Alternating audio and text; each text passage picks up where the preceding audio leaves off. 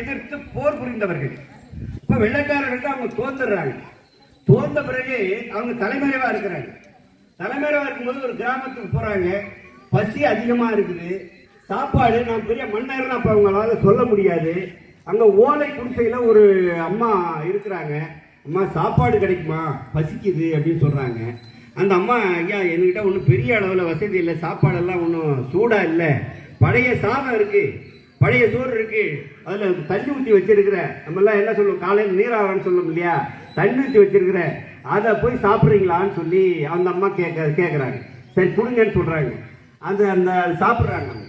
சாப்பிட்டுட்டு அவங்க ஓலையில் ஒரு கடிதம் எழுதி அந்த அம்மாவிட்ட கொடுத்துட்டு, உங்களுக்கு தேவைப்படும் போது இந்த கடிதத்தை கொண்டு போய் கொடுங்க, உங்களுக்கு உதவி கிடைக்கும்னு சொல்லிட்டு அவங்க போயிடுறாங்க. அதன் பிறகு அவர் அவங்கள பிடிச்சிடுறாங்க. பிடிச்சி அவங்கள தூக்கில் போட்டுடுறாங்க. அவர் வெள்ளக்கார அரசாங்கம் தூக்கில் போட்டுடுது. அதன் பிறகு அங்கே அதை கேள்விப்படும் போது பார்த்துட்டு அந்த அம்மா அதை பற்றி பெருசாக எடுத்துக்கல. ஆனால் ஒரு நாள் அந்த ஓலையை எடுத்து பார்க்குது. பார்க்கும்போது அந்த கிராமத்தையே அந்த மன்னர் அந்த அம்மா எழுதி வச்சிருக்கிறாங்க. அந்த கிராமம் தான் பழஞ்சோற்று குருநேந்தன் அப்படிங்கிற ஒரு ஊர். அந்த அம்மா அந்த கிராமத்தை அந்த கோதையில் என்ன இருக்குன்னா அந்த அம்மா படிப்பறிவு கிடையாது. பக்கத்தில் படித்தவங்ககிட்ட யாரையோட்ட கொண்டு போய் கொடுத்துற என்ன இருக்குது, அம்மா மன்னர் தான் உங்கள் வீட்டில் சாப்பிட்ருக்காங்க, நீங்கள் கொடுத்த சோத்துக்கு இந்த கிராமத்தையே உங்களுக்கு எழுதி வச்சிருக்கிறாங்க என்று சொல்லி அந்த வரலாற்று செய்தியிலே அப்படி சொல்லி இருக்கிறார்கள்.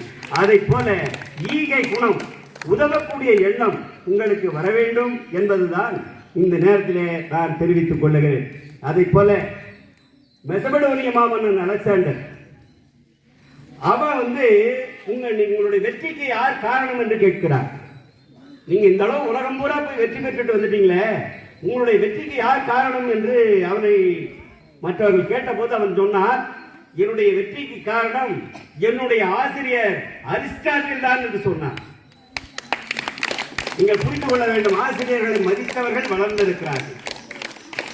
அப்போ அரிஸ்டாட்டில் கேட்கிறார், நான் உலகம் பூரா வெற்றி பெற்ற உங்களால தான், அப்ப என்ன செய்யணும்னு சொல்லுங்க, உங்களுக்கு ஏதாவது நான் செய்யணும்னு சொல்லி அந்த அலெக்சாண்டர் கேட்கிறான் அரிஸ்டாட்டில பார்த்து.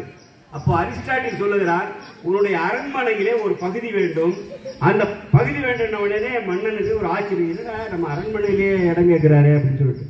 அப்போ அரிஸ்டாட்டில் அடுத்ததாக சொல்லுகிறார், அந்த அரண்மனையிலே ஒரு இடம் வேண்டும், அந்த இடம் முழுக்க நான் எழுதியிருக்கக்கூடிய நூல்களை வைத்து நூல் நிலையமாக பொதுமக்கள் அதை படிக்க வேண்டும் என்று சொல்லுகிறார் அரிஸ்டாட்டில்.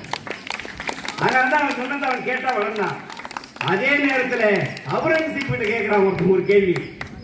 என்ன கேட்டான்னு சொன்னா, அவுரங்கசீப் அரிஸ்டாட்டில் சொல்றான், அவனுடைய அலெக்சாண்டர் சொல்றான், அவனுடைய வாத்தியாரு அரிஸ்டாட்டில் தான் வளர்ந்தாருன்னு சொல்லிட்டு, அவுரங்கசீப் அவர்களே நீங்க ஒன்றும் சொல்லலையே அப்படின்னு சொல்லி அந்த அவுரங்கசீப்பருடைய வாத்தியார், அவருடைய ஆசிரியர் ஒருத்தர்கிட்ட கேட்கிறான். அவருடைய ஆசிரியர் பற்றி செயல்முகத் அவர்கிட்ட கேட்கிறான். அப்ப அந்த அவுரங்கசீப் சொல்றான், எப்பா அரிஸ்டாட்டிலே அலெக்சாண்டருக்கு எந்தெந்த நாட்டெல்லாம் பிடிக்கணும்னு வழி சொன்னாரு, அவன் போய் பிடிச்சான்.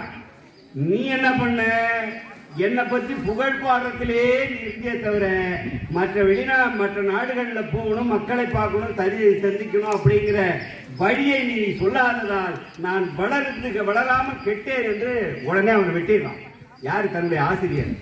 எனவே அலெக்சாண்டருக்கு இருந்த அரிஸ்டாட்டிலை போல உங்கள் பள்ளியில் இருக்கக்கூடிய ஆசிரியர்கள் உங்களுக்கு இருக்கிறார்கள். அதனால் உங்கள் வளர்ச்சி அவர்கள் கையிலே இருக்கிறது. அவர்களை நம்பினால் நீங்கள் உயரமாக வளரலாம் என்பதை இந்த நேரத்திலே தெரிவித்துக் கொள்கிறேன். அடுத்ததாக அப்படிப்பட்ட